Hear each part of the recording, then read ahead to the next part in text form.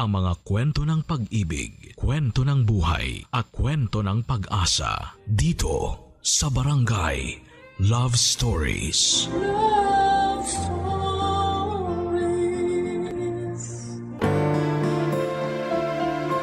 Marami tayong mga katanungan sa buhay natin at kapag hindi nabigyan ng kasagutan, para bang may kulang. Lagi nating hahanapin ang mga sagot kahit sa imposibleng paraan at dahilan. Ikaw, kabarangay, ano nga ba ang tanong sa iyong buhay na hindi mo masagot sa kasalukuyan? Dear Papa Dudut, ako nga pala si Camille ng Quezon City. Nasa mid-20s na at sa edad kong ito ay hindi pa rin nasasagot ang isang malaking katanungan sa isipan ko. Sino ba ang ama ko? Hindi ko nakilala ang tatay ko mula nung isinilang ako ng mama Zelda ko. Noong nag-aaral pa lamang ako sa elementarya ay laging may assignment sa klase. Kailangang ikwento ang buhay ng iyong tatay. Paano ko nga ba yon makukwento? Sa tuwing kinakausap ko si nanay para sabihin sa akin ang tungkol sa pagkatao ng tatay ko ay lagi siyang umiiwas. Lagi akong hindi nakakapagpasa ng assignment basta may kinalaman yon sa tatay ko. Lagi akong pinapagalitan ng teacher ko at hindi ko naman maiboses ang totoo. Wala akong alam tungkol sa tatay ko. Sa pagtanda ko ay bitbit ko pa rin ang mga katanungan na yon. Nung high school ako ay mas tumindi ang kagustuhan kong makilala at mahanap ang tatay ko. Lalo na noong nakikita ko sa mga kaklase ko noon kung paano sila protektahan at mahalin ang mga tatay nila. Nakakainggit din pala. Akala ko kasi ay ayos na akong sinanay lamang ang kasama ko noon. Pero pag nagsimula ka ng magkumpara sa iyong buhay sa iba, ay doon mo na malalaman na parang may kulang pa talaga. Naging kulang ang pagkatao ko dahil hindi ko man lang nalaman kahit pangalan ng tatay ko. Gusto kong malaman kung bakit siya umalis at hindi nagpakatatay sa akin. Bakit niya ako pinabayaan at bakit hindi kami nabuo bilang isang pamilya.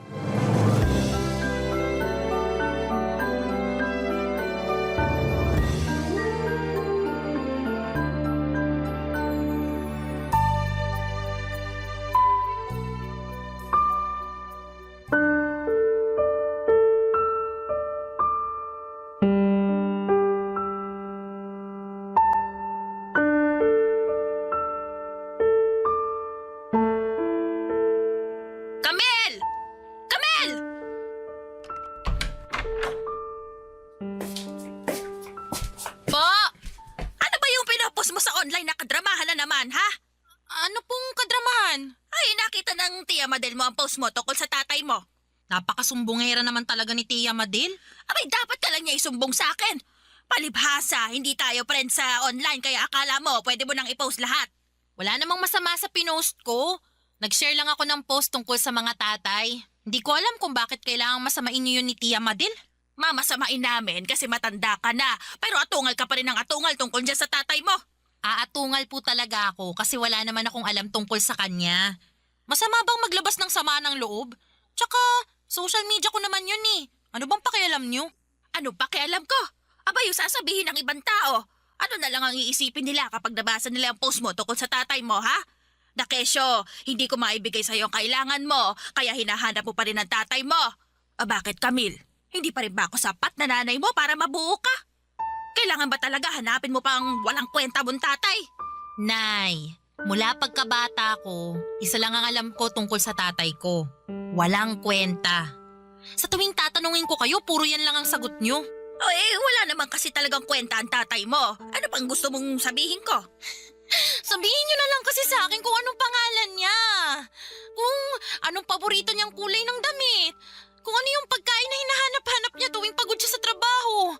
Yun lang naman ang kailangan ko, Nay. Madrama ka. Mga linya, akala mo artista sa pelikula. Hoy, Camille, nasa totoong mundo ka. Hindi mo ako pwedeng bagsakan ng mga ganyang tanong. Tama nung alam mo nang walang kwenta ang tatay mo.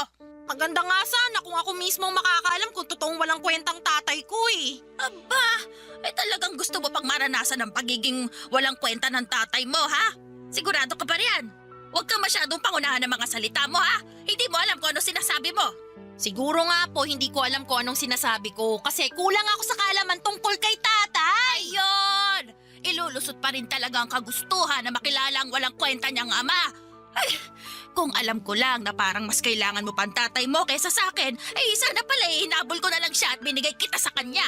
Hindi ko naman po sinasabing mas kailangan ko si tatay kaysa sa inyo, Nay. Kaya lang, Hindi mo na lang inintindi kung gaano kahirap sa akin na palakihin kang mag-isa. Tugot pawis ko ang pinundar ko sa iyo, mabigyan lang kita ng magandang buhay. Tapos, ito pa ang isusukli mo sa akin. Nay, wala naman ako Tama sinasabi. na! Huwag mo na akong kausapin. Nasasaktan ako sa mga ginagawa mo. Ay, sige, ganito na lang. Takbuhan mo naman palagi ang online, hindi ba? I-post mo na lang doon yung paghahanap mo sa tatay mo. Baka sakaling maging masaya ka na kapag nahanap mong wala mong kwentang ama. Iwan mo na lang ako. Ako na nagpalaki sa'yo.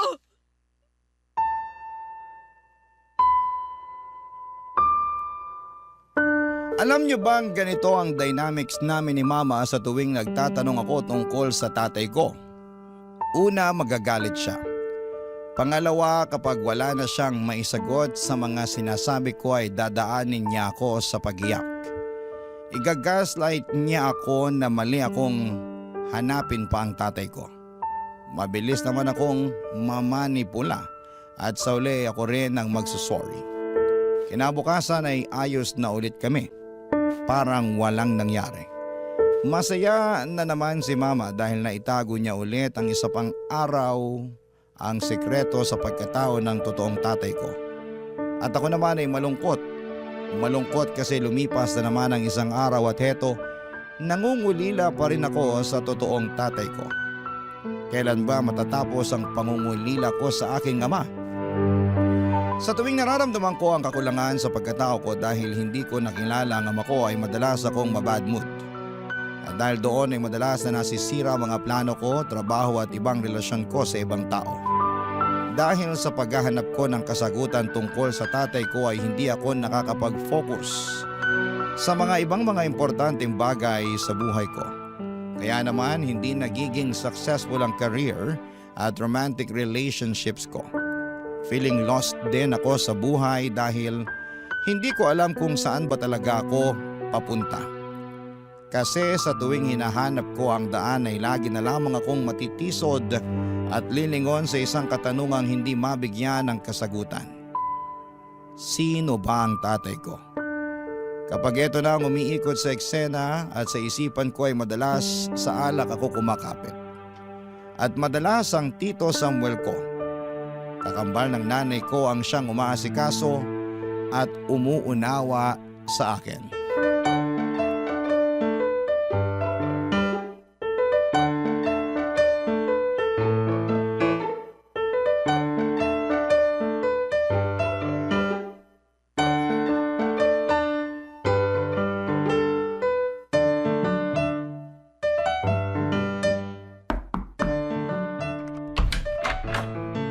Oh, Camille.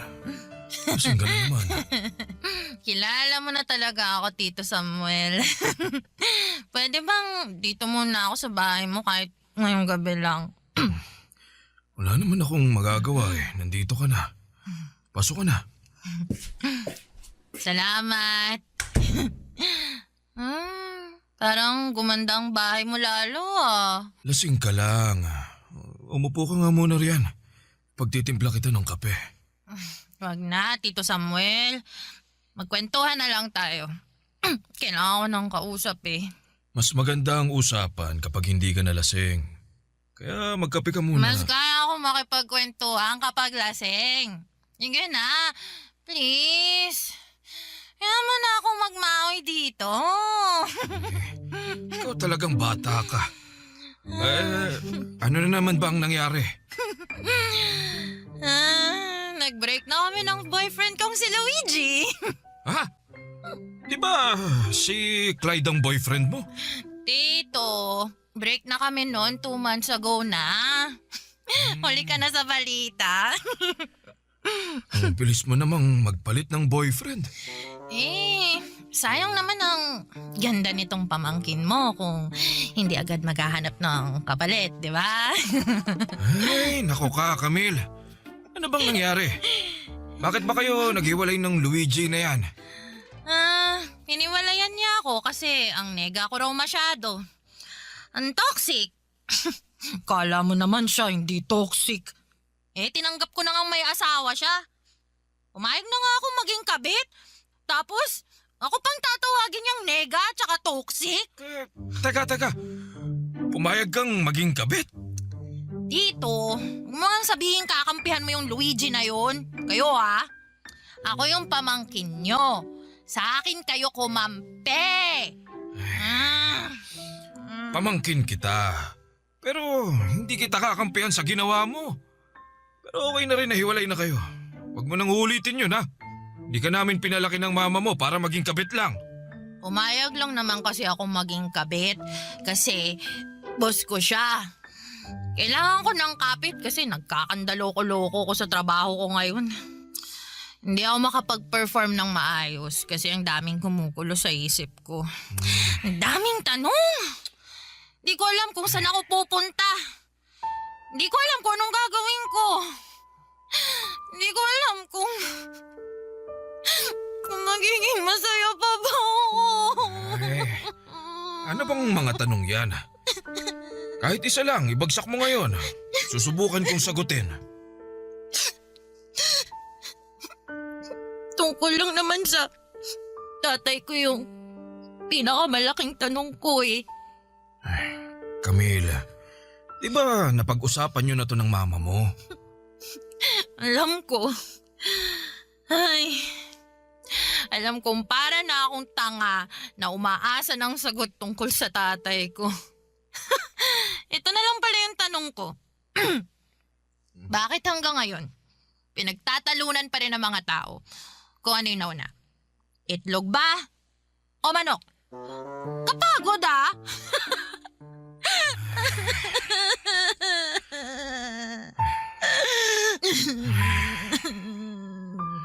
Kalaro ko sa basketball ang tatay mo noon. Pinakilala ko siya kay Zelda. Doon sila nagkagustuhan.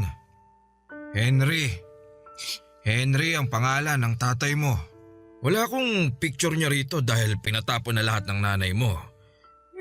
Lahat ng pwedeng maging halahala namin tungkol sa kanya. Pero nasisiguro ko, kamukha mo siya. Lalo ng mga mata mo. Parehas kayong maputi at singkit ang mga mata.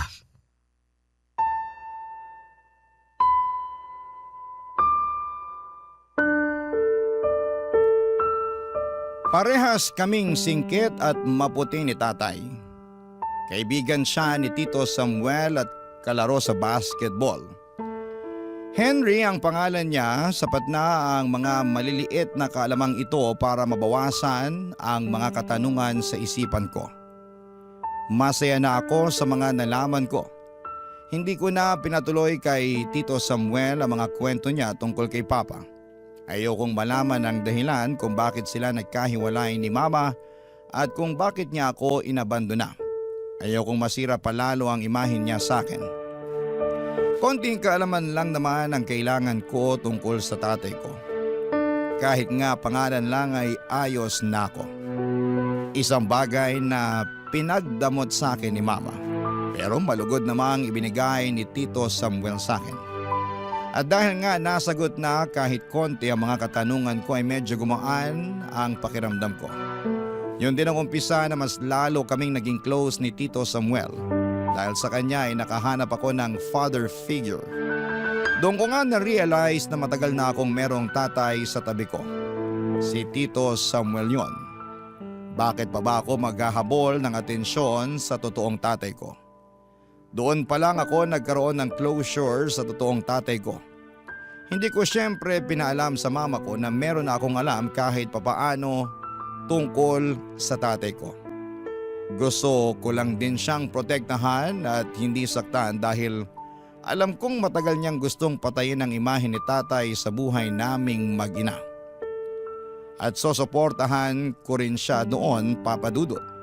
Dahil alam kong nasaktan siya noon ng sobra-sobra dahil sa masalimuot nilang pagsasama, Papa Dudut. Barangay Love Stories. Barangay Love Stories. Ipapakilala ko lamang po sa inyo si Tito Samuel. Kakambal siya ni Mama para silang pinagbiyak na prutas. Magkapareha sa mukha nila. Noong baby pa lamang ako ay kasama namin sa isang apartment si Tito Samuel. Tinulungan niya si Mama na makabangon at buhayin ako.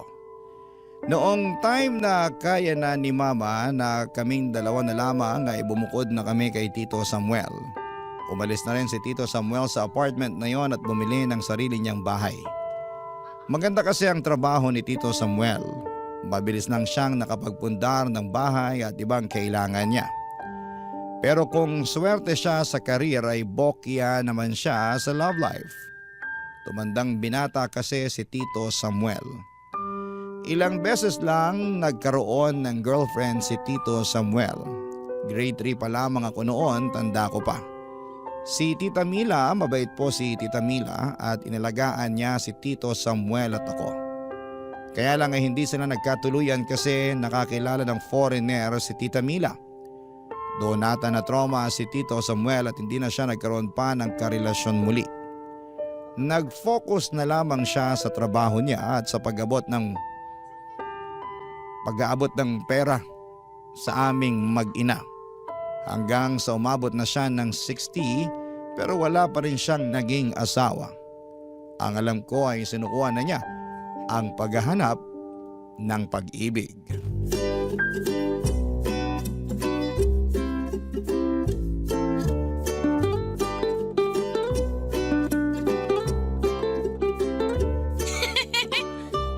Tama na nga, Tito Samuel. Ang kukorny ng joke mo. Corny ba talaga? Bakit tawa ka ng tawa riyan? Tumatawa lang ako dahil sa awa. Ganun ha? Tito naman eh. Huwag mo nga ako kulitin. Ay, tama na. Ay, kayong dalawa! Rinig ang harutan ninyo hanggang sa kusina! Si Tito Samuel kasi. Ako na naman to sinisisi, ikaw tong makulit. Ay, magsitigil nga kayo! Mas lalo sumasakit ang ulo ko sa ingay ninyo eh! Oh, mukhang problemado ka na naman, Zelda. Eh, magtataas na naman kasi ng renta. Tapos mahina pa ang bigayan ngayon sa tahian. Si Camille natanggal pa sa trabaho. Ay, naku, kailan ba mauubos ang problema? Oh, natanggal ka sa trabaho, Camille? May nakalaban kasi akong supervisor, Tito. Alam mo naman tong pamangkin mo, hindi pwedeng manahimik na lang kapag inaapakan ng iba. Ba't nagawa mo pang tumawa? Problemado na nga ako rito. Kung bakit ba naman kasi nag-aasalkalye ka pa? Hindi mo na lang pinabayaan yung supervisor mo. Eh, paano na to ngayon? Paano tayo makakabayad ng renta sa susunod? Eh, paano pa yung ibang bayarin? Diyos ko, kailangan ba talaga sabay-sabay ang problema? Ganito na lang. Paano kung tumira na lang kayo ni Camille sa bahay ko? Walang renta. Wala kayong poproblemahing ibang bayarin. Ako nang bahala habang wala pang nahanap na trabaho tong pamangkin ko. At ikaw naman, Zelda, magretiro ka na rin sa pagtatahi. Hirap na nga ang kamay mong makahawak ng makina dahil sa rayuma eh. Hindi ko pwedeng iwan ang pananahi. Wala akong ibang alam na pwedeng pagkakakitaan. Magbenta ka ng lutong ulam doon sa subdivision ko. Saktong nagsara yung karinderya doon. Ikaw na ang pumalit. Magaling ka namang magluto eh. Ako nang bahala magpalabas ng puhunan mo. Magandang ideya yun, Tito ah. Pumayag ka na, Nay. Mas okay dun sa bahay ni Tito Samuel kasi may aircon. Ayoko na ng electric fan. Init ng bugay. Paano ako magkaka-clear skin kung puro alikabok mula sa electric fan ang masasagap ng mukha ko? Saka maraming call center na malapit sa subdivision ko. Baka sakaling pwedeng mag-apply doon tong si Camille. Eh, obra kaya tong plano mo?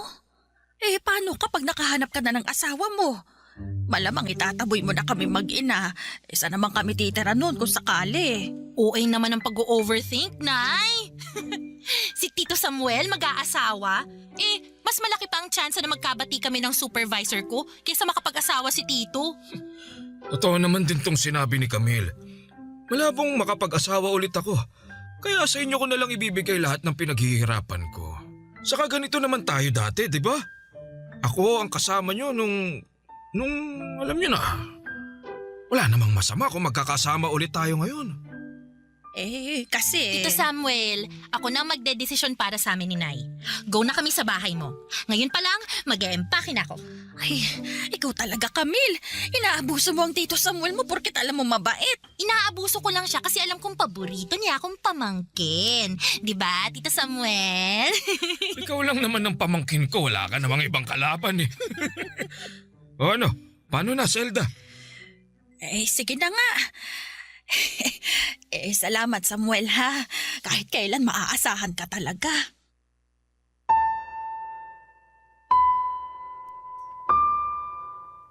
Nakwento ni Mama sa akin noon kung paanong nagsakripisyo si Tito Samuel para sa amin. Nakaramdam daw kasi ng konsensya si Tito Samuel dahil siya ang nagpakilala kay tatay kay Mama. Kaya feeling niya ay cargo niya kami. Halos lahat ng OT sa trabaho tinatanggap ni Tito Samuel. Masiguro lamang na merong pangbili ng kailangan ko noong baby pa lamang ako.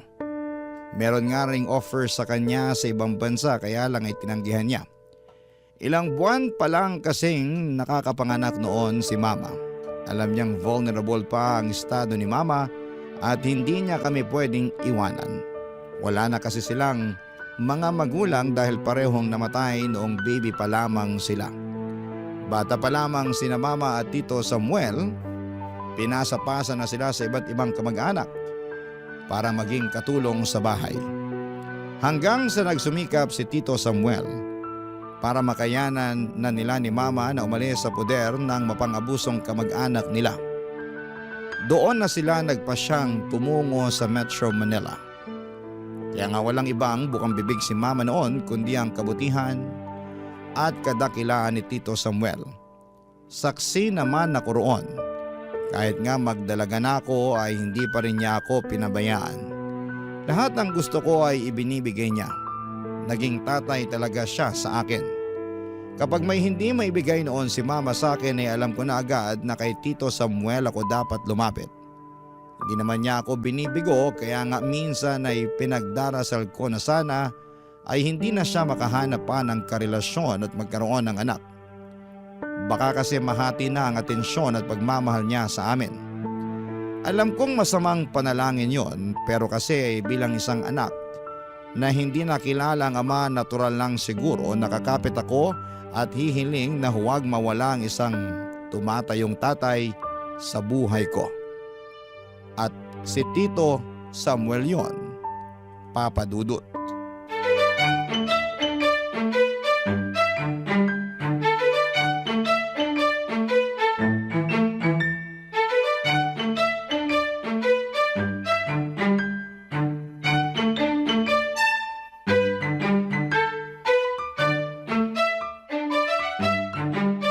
Grabe!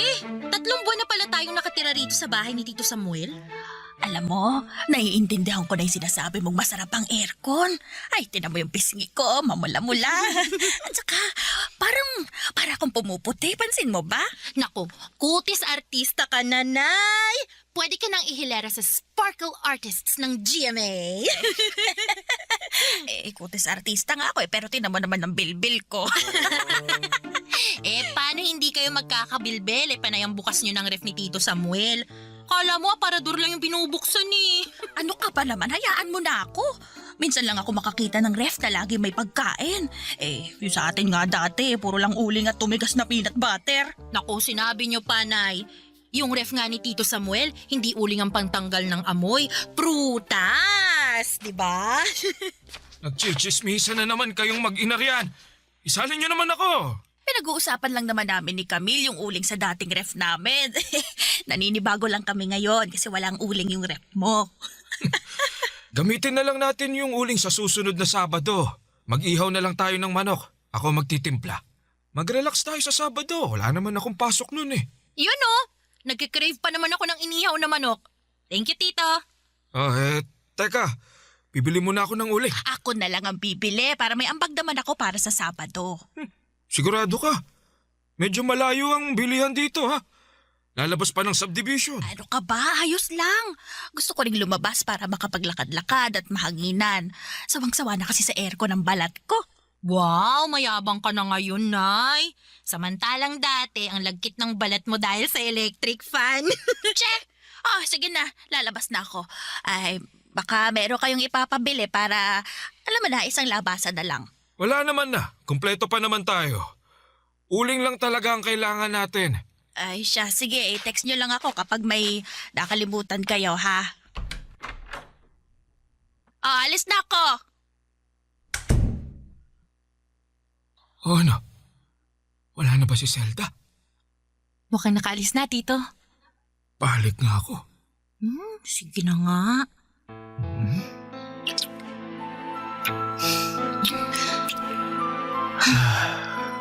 Buti na lang pinasimplihan mo si Mama sa uling. Kanina pa kita gustong halikan, Samuel. Akala ko nga hindi na siya mag-o-offer na lumabas eh. Akala ko hindi uubra yung uling. Pero ang bilis lang niyang kumagat. Uy, pero tuloy yung inihaw na manok natin sa Sabado. Please, cravings ko talaga yun eh. Oo naman. Para sa'yo, baby ko. Lahat ibibigay ko. Ang sweet naman ng tito ko. Tito ka riyan. Matapos lahat ng nangyari sa atin. Sa kwarto. Saka mo ako tatawaging tito? Kailangan ko pa rin sanayin ang sarili ko na tawagin kang tito, no? Baka madulas ako pag magkakasama tayo ni nanay. Mahirap na. O sige. Parang may kiliti pa rin naman kapag tinatawag mo akong tito. Exciting! O ano, tara na sa kwarto. Kala ko hindi mo na ako yayayain eh.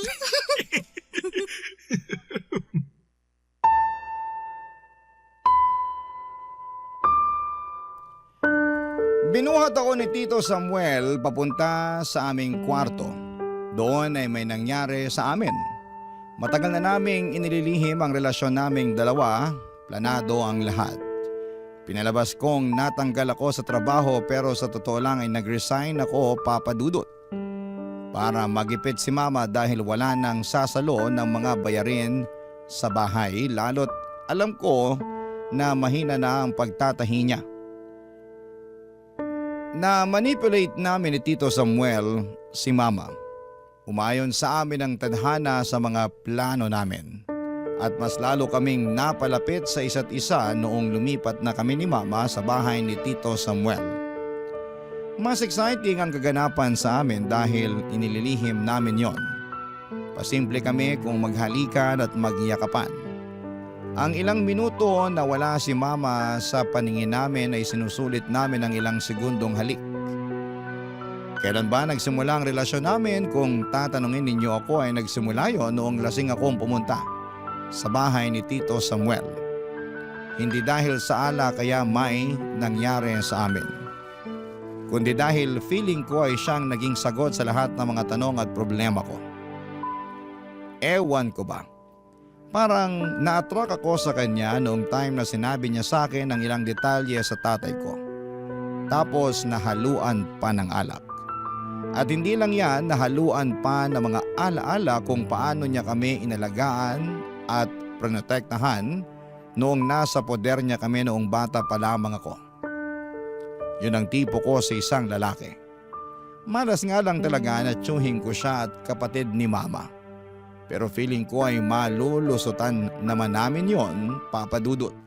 Barangay Love Stories. Barangay Love Stories. Nagpanggap akong may trabaho para makapag-check-in kaming dalawa. Nahirapan na kasi kaming lumusot kay nanay dahil paikot-ikot siya sa bahay. Imposibleng hindi niya kami mahuli kasi sobrang aligaga niya. Kaya naman naisip namin na mag-check-in sa mga mumurahing motel. Nag-out of town din kami madalas ni Tito Samuel at hindi kasama si Mama. Hindi pa naman siya naghihinala. Aaminin ko na nalulungkot ako sa sitwasyon naming dalawa. Mahal ko na si Tito Samuel, mahal din niya ako. Paano na ba kami? Ang hirap lang kasi sa part ko na hindi ko malayang na-express ang pagmamahal ko para kay Tito Samuel.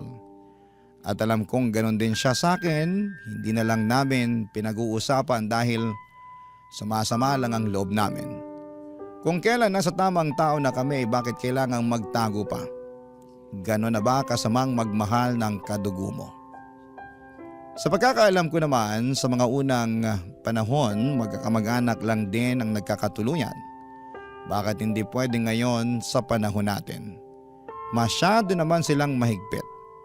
Sana naman ay maunawaan kami sa sitwasyon namin kasi nagmahal lang naman kaming dalawa, Papa Dudut.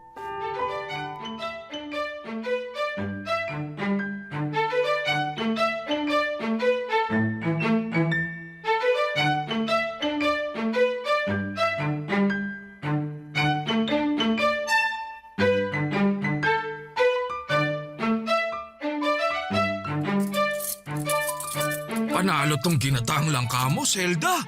Paano pa naman panalo rin yung inabot mong budget para sa ulam natin. Dinamihan ko na yung hinalo kong baboy dyan. Si nanay nagiging waldas na sa pera ni Tito. Kahit ubusin niya na lahat, basta ganito kasarap palagi ang ulam ayos lang. Sorry Tito kung hindi ako marunong magluto. Alam mo namang ganda lang ang ambag ko sa mesa. Samuel nga pala, maiba ako Nakita ko si Leonila nung nakaraan doon sa palengke. Leonila? Yung kababata natin sa probinsya, yung unang crush mo. Yung nag-iisang tisay doon sa baryo natin. Oo. Naalala ko na. Ay. Kumusta siya? Nako, ayun, apakaganda lalo. Parang nasa 40 lang ang muka. Ang kinis at napakatisay pa rin. Swerte ng asawa niya. Nako, ay wala na siyang asawa, patay na. Uy, Nay! Namatayan na nga ng asawa yung tao, pumapalakpak ka pa dyan. Ay, sorry na. Na-excite lang kasi ako. Parang pakiramdam ko gusto ni Lord na magtagpo ulit si Samuel at Leonila. Ano? Naisip ko lang naman kasi baka lang naman ito na yung pagkakataon mo na maligawan si Leonila. Di ba nga nung mga bata pa lang tayo crush na crush mo na yon. Binibigyan mo pa nga siya ng candy at gumamela kapag sinusundo mo siya sa bahay nila para maglaro, di ba? May pagganon ka, Tito? Wag na nga nating balikan ang nakaraan. Baka mamaya matulog pa tong gatasa lang ka. Alam mo ba anak, pakiramdam ko, unang pag-ibig ng Tito Samuel mo si Leonila. Di ba nga Samuel, iniiyakan mo pa nung umalis si Leonila sa atin para tumira sa Maynila. Kaya nga nagpursigi ka rin ng mga bata pa tayo na makarating na Maynila para mahanap mo siya. Wag mo nang itanggi ha, mumultuhin ka ng asawa ni Leonila, sige ka. Hindi ko naman tinatanggi na sinabi ko yon. Pero bata pa kasi ako noon. Ano bang alam ko nun? Wala lang yun. Kumain na nga lang tayo. At ngayon na parehas na kayo nandito sa Maynila, bakit hindi mo pa subukang makipagkita sa kanya? Parang ito na talaga yun. Kaya matagal kang nabakante dahil nakareserba naman pala sa'yo si Leonila. Nay, maganda po ba talaga si Leonila? Aba oo, mukhang Koreana. Grabe si Tito, no? Mahilig sa maputi at chinita. Ha? Nagkataon lang yun. Ano ba naman to?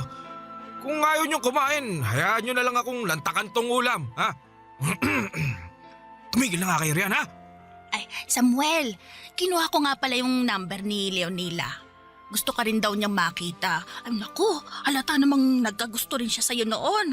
Siya pa nga tong nagpaalala sa akin na madalas mo raw siyang bigyan ng gumamela at candy noon. Hoy Samuel ha, dapat ngayon, bonggahan mo na ang ibibigay sa kanya kapag manliligaw ka. Dapat bouquet, yung imported na tsokolate dapat, mga ganon.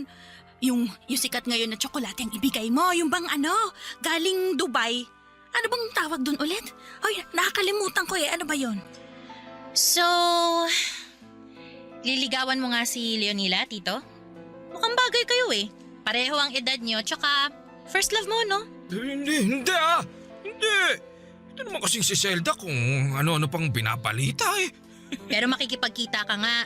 Bibigyan mo siya ng bulaklak at tsokolating galing Dubai. Uy, walang ganun oy. Zelda, huwag mo nang paasahin ang sarili mo lalo na si Leonila. Wala akong balak makipagrelasyon ngayon. Ayos na akong tumandang binata. Ay, hindi pwede. Matapos kitang ireto sa kanya ng 3 oras, pumayag na nga siya makipagkita sa'yo eh. Paghahandaan pa niya raw, aba nako, siputin mo yon, Samuel. Kasi… Nay! Tumigil na nga kayo. Nakakairita na pinipilit yung ireto to si Tito sa Leonilang yun eh.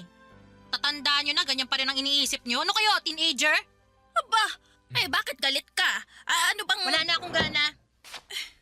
nangyari sa batang yon?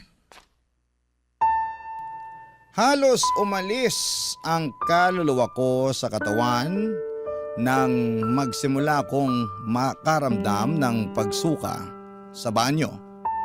Maputla na ako noong umaga pa lamang ng araw na yon at nakakaramdam ng hilo. Inisip kong dala lamang yon sa kakapuyat ko. Pero noong nagsuka na ako sa banyo ay doon na ako kinabahan. Magdadalawang buwan na pala akong hindi dinadatna noon. Mainitin ang ulo ko at hindi ko maintindihan ang mga nararamdaman ko. Binaliwala ko naman yon kasi sanay akong nade-delay ang dalaw ko, pero malakas ang kutob kong hindi lang basta-bastang na-delay ang dalaw ko dahil irregular ako, kundi dahil may laman ang tiyan ko. Hindi ako lumabas ng banyo noon at panayang katok ni Mama sa pinto ng banyo para kumustahin ako. Sinabi ko na lamang sa kanya na napasama ang sikmura ko dahil sa gata, kaya ako nagsuka. Mabuti na lang at naniwala siya. Halos kalahating oras ang lumipas bago ako lumabas ng banyo. Si Mama ay nasa kusina na noong mga oras na yon para ayusin ang mga pinagkainan namin. Si Tito Samuel ang inabutan ko sa sala. Kinausap ko siya at sinabi na may posibilidad na buntis ako. Nakita ko sa itsura niya ang magkahalong kaba at tuwa. Habang ako naman ay puro kaba lamang ang nararamdaman ko. Hindi ako handang maging ina lalo't ang tiyuhin ko pa ang ama. Paano na lamang ito kapag nalaman ni Mama? Pinagaan naman ni Tito Samuel ang nararamdaman ko at sinabing baka naman hindi ako buntis. At dahil lang sa kinain kong ginataan kaya ako nagsuka. Palipasin lang daw namin ng ilang araw, baka umayos na ang pakiramdam ko. Pero hindi na ako mapakali. Kinabukasan ay bumili ako ng PT para malaman ko na ang katotohanan. At doon ay para kong sinabuyan ng nagyeyelong tubig nang makita ko ang resulta, Papa Dudut.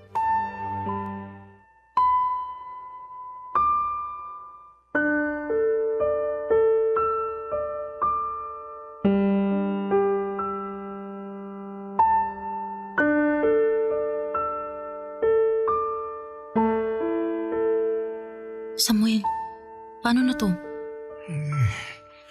Hindi ko rin alam. Anong hindi mo alam? Ikaw tong nakabuntis sa akin, panagutan mo to. Huwag naman ako ang pagbuntunan ng galit mo. Papanagutan ko naman yan eh. Papanagutan? Sa tingin mo papayag si nanay kapag nalaman niya to? Alangan namang ipahako mo sa iba. Sinong tangang lalaki ang papayag? Ikaw kasi tong tanga. Hindi ka nag-ingat. Huwag na nga tayong magsisihan. Parehas naman nating ginusto ang mga nangyari sa atin ah. Pero hindi ko naman ginusto ang resulta eh. Mapapatay ako ni nanay kapag nalaman niya. Paano kaya kung wag nating sabihin sa kanya na buntis ka? Tanga ka talaga, no? Alangan namang ilihim natin habang buhay na may anak ako. Anong klaseng pag-ipit sa tiyan ang gagawin ko para hindi lumobo, ha? So ako itatago dito sa bahay mo yung sanggol para hindi makita ni nanay. Sa motel, magche-check-in na lang din kami. Mag-isip ka nga! Pasalamat ka nga, buntis ka eh. Ang sakit mo naman magsalita. Sorry. Na-stress ako eh. Alam mo namang sa ating dalawa, ako tong magbubuhat sa anak natin. Magtulungan tayo. Naisip ko lang. Gusto mo bang lumayo tayo? Paanong lumayo? Tumakas tayo. Kahit saan probinsya na lang tayo tumira. May ipon naman ako eh. Kakasya na sa atin yun. Paano si nanay? Ibibigay ko na sa kanya tong bahay. Mag-iiwan na lang tayo ng sulat para ipaliwanag sa kanya ang lahat. Pero dapat nasa malayo na tayo nun kapag nabasa niya. Para hindi na niya tayo mapigilan. Sa tingin mo, gagana yung plano mo? Magtiwala ka sa akin. Akong bahala sa inyo ng anak natin. Samuel, mahal kita. Huwag mo kong iiwan tulad ng tatay ko, ha? Hindi. Hindi mangyayari yun. Mahal na mahal kita, Camille. Hayop kayo! Hayop! Zelda, kumalma ka! Paano ko kakalma sa mga narinig ko sa inyong dalawa? Samuel, hayop ka! Hayop! Bakit anak ko pa? Patawarin mo ako, Zelda. Hindi ko naman sinasadya eh. Ay, sorry po. Mahal ko na si Tito Samuel. Hindi to pwede! Hindi to pwede! Magkadugo kayo!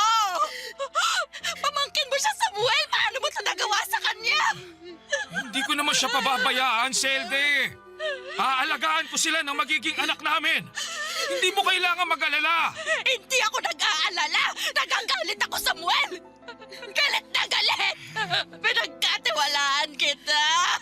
Bakit? Bakit mo ito ginawa sa akin? Sa lahat ng tao, ikaw pa talaga mampapaboy sa anak ko! Isa ka pa! Napakagagama! Napakagagama! Sa panala na lang ang pinibigay mo sa akin! Tama na, Zelda! Huwag mo nasaktan si Camille. Ako na lang! Ako na lang ang saktan mo! Ako! Kabwisit ka, Samuel! Kapatid kita! Bakit mo ito ginawa? Tama na, Zelda! Nangyari na! Tanggapin na lang natin! Hindi ka na matatanggap! Nagmamahalan kami ni Tito Samuel! Mahimik ka! Baboy kayo! Baboy! Baboy kayo!